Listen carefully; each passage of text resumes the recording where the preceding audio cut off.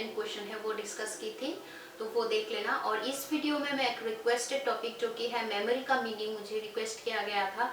तो what is memory, अगर तुम लोगों को आता है मेमोरी क्या है, तो मेमोरी एक ऐसा मेंटल एफर्ट है जिसमें हम लोग क्या करते हैं, मतलब मेमोराइज करना, या मेमोरी मतलब जो पास्ट एक्सपीरियंसेस है उसको हम लोग प्रेजेंट फॉर्म में लाना या याद करना, वही मेमोरी है। लेकिन इसमें दो पॉइंट ऑफ व्यू तुम लोग क्लियर हो सकता है मीनिंग। जैसे कि ओल्ड साइकोलॉजिस्ट, जो पुराने साइकोलॉजिस्ट हैं, उन लोगों के हिसाब से मेमोरी एक मेंटल पावर है, मेंटल पावर जिसमें हम लोग प्रीवियस एक्सपीरियंस को रिकॉल करते हैं।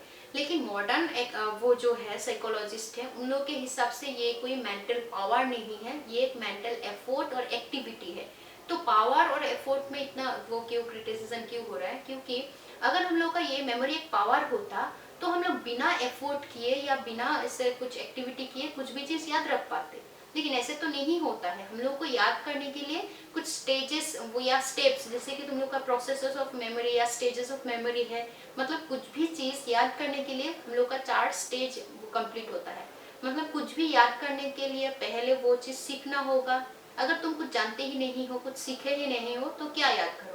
तो इसलिए मेमोरी हमेशा पास्ट एक्सपीरियंस के साथ इन्वॉल्व है। मतलब कुछ भी याद करने के लिए पहले उसको एक्सपीरियंस करना होगा। जैसे कि अगर मैं जो पढ़ा रही हूँ उसको तुम अगर याद रखना चाहोगे तो पहले ये सुन रहे हो, इसीलिए बाद में तुम क्या करोगे, याद कर पाओगे। अगर ये नहीं सुनोगे तो ये याद रखने का बात भी नहीं आता है। तो ये कोई पावर नहीं है, ये एक मेंटल एक्टिविटी है जिसमें हम लोगों को कुछ एफर्ट्स करना होता है। कुछ भी याद करने के लिए हम लोग को पहले कुछ लर्न करना होता है, फिर लर्न करने के बाद उसको माइंड में स्टोर करना होता है। सेकंड स्टेज है रिटेनिंग, रिटेनिंग मतलब माइंड में स्टोर करना। थर्ड स्टेज में हम लोग क्या करते हैं, रिकॉल करते हैं या रिमेम्बर करते हैं। मतलब जो सीखे थे, जो माइंड में स्टोर किए थे, उसको हम लोग प्रेजेंट फॉर्म में लाते हैं या उसको फिर रिकॉल करते हैं। लास्ट है रिकॉग्निशन, मतलब करेक्टनेस उसमें हम लोग चेक करते हैं, जिसमें हम लोग क्या करते हैं कि जो याद किए हैं क्या वो सही है, मतलब अनचेंज्ड रिकॉल हुआ है कि नहीं, तुम जैसे सीखे थे क्या वैसे ही हम लोग रिकॉल कर पाए कि नहीं, वो है रिकॉग्निशन। तो इसलिए बोला गया मेमोरी क्या है, एक मेंटल एफर्ट है जिसमें 4 स्टेज इन्वॉल्व रहता है, जो कि है learning, retaining, remembering and recognition. कि मेमोरी क्या है कि प्रीवियस एक्सपीरियंस को रिकॉल करना या माइंड में रिटेन करना। ठीक है, ये एक मेंटल एफर्ट है या एक्टिविटी है। और एक जो इम्पोर्टेंट है, मेमोरी का टाइप्स तुम लोग के बुक में है, जैसे कि image memory, habit memory, rote memory, ये सब का टाइप्स है। टाइप्स भी इम्पोर्टेंट है बहुत। कभी कभी टाइप्स के बारे में आता है, या देखना तुम लोग अगर ईयर वाइज वो क्वेश्चन देखोगे वहाँ पे कुछ क्वेश्चन बहुत आता है। जैसे कि देखो 2013, 19, इसके बाद 22 में आया है कि ऐसा क्वेश्चन आता है, right which type of memory operate in the following situation, playing musical instrument और ये पियानो। ये अगर तुम पियानो बजा रहे हो, कोई भी म्यूजिकल इंस्ट्रूमेंट बजा रहे हो, तो उसमें कौन सा मेमोरी यूज हुआ है, तो आंसर होगा हैबिट मेमोरी। क्योंकि हैबिट मेमोरी वो मेमोरी है जिसमें हम लोग फिजिकल रिपीटेशन से कुछ हैबिट बन जाता है और उसको याद कर पाते हैं। और एक है टाइप राइटिंग। देखना जो लोग टाइप करते हैं वो लोग बिना कीबोर्ड देख के, स्क्रीन पे ही देख के वो लोग टाइप कर सकते हैं। क्यों हो गया, क्योंकि उन लोग ये रेगुलर करते करते, रिपीट करते करते ये आदत हो गया है। उन लोगों को बिना देख के कौन सा अल्फाबेट कहाँ पे है सारा पता होता है। मतलब माइंड में स्टोर किया हुआ है कि कौन सा अल्फाबेट कहाँ है, बिना देख के वो लोग टाइप कर सकते हैं।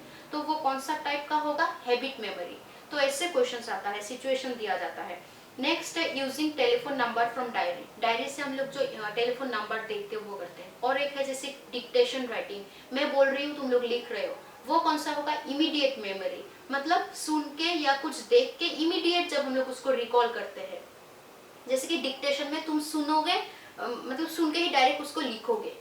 टेलीफोन नंबर डायरी से अगर, या कोई तुमको फोन नंबर बोल रहा है, तुम टाइप कर रहे हो, सुनते ही उसको रिकॉल कर रहे हो, वो सारा होगा इमीडिएट मेमोरी।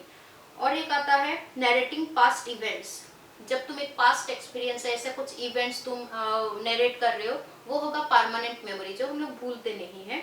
नेक्स्ट है रिमेम्बरिंग महात्मा गांधी ऑन 15 अगस्त। ये है एसोसिएटिव मेमोरी। एसोसिएटिव मेमोरी क्या था कि ऐसा कुछ डेट्स या ऐसा कुछ सिचुएशन जिसको हम लोग याद रखते हैं उस चीज के लिए नहीं, उसके साथ जुड़ा हुआ कुछ चीजों के लिए। जैसे कि 15 अगस्त में हम लोग महात्मा गांधी को याद करते हैं, अपना बर्थडे देखो, तुम्हारा जो भी बर्थ डेट है वो डेट तुम लोग के लिए इम्पोर्टेंट क्यों है?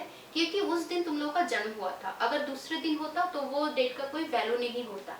तो वो डेट हम लोग याद रख पाते हैं, उसका एसोसिएशन क्या है, हम लोग का बर्थ के साथ है, तो वो सारा होगा एसोसिएटेड, मतलब एक चीज के साथ दूसरा जुड़ा हुआ है इसलिए हम लोग याद रखते हैं, तो वो सारा होगा एसोसिएटिव मेमोरी। नेक्स्ट है डिक्टेशन राइटिंग, जो ऑलरेडी मैं बोली हूँ, ये क्या है, हम लोग का इमीडिएट मेमोरी। नेक्स्ट है पिंचिंग ए पिन, अगर तुम पिंच एक तुमको पिंच करेगा पिन, तो वो क्या होगा, सेंसरी मेमोरी, मतलब स्किन हम लोगों का एक सेंसरी में वो है, सेंस ऑर्गन है, तो हम लोग का सेंस ऑर्गन के थ्रू कुछ भी चीज अगर हम लोग मेमोराइज कर पाते हैं, याद कर पाते हैं, वो होगा सेंसरी मेमोरी। जैसे कि कुछ चीज स्मेल करके तुम लोग बिना देखे बोल सकते हो कौन सा चीज का स्मेल है, वो क्या होगा, हम लोग का सेंसरी मेमोरी, क्योंकि नोज एक सेंस ऑर्गन है, उसके थ्रू तुम कुछ मेमोराइज कर पाए हो। नेक्स्ट है आंसरिंग एसे टाइप क्वेश्चन। एसे टाइप क्वेश्चन मतलब इमेज मेमोरी, जब तुम लोग लॉन्ग क्वेश्चन आंसर्स सीखते हो, उसका एक इमेज माइंड में बन जाता है और उसको लिख पाते हो, वो होगा इमेज मेमोरी, लॉन्ग एसे टाइप क्वेश्चंस जब लिखते हो। नेक्स्ट है ड्राइविंग ए कार, कार ड्राइव करना, वो भी हैबिट मेमोरी है, क्योंकि उसमें हम लोग बिना सोचे ही वो कर सकते हैं, हैबिचुअल एक्टिविटी है।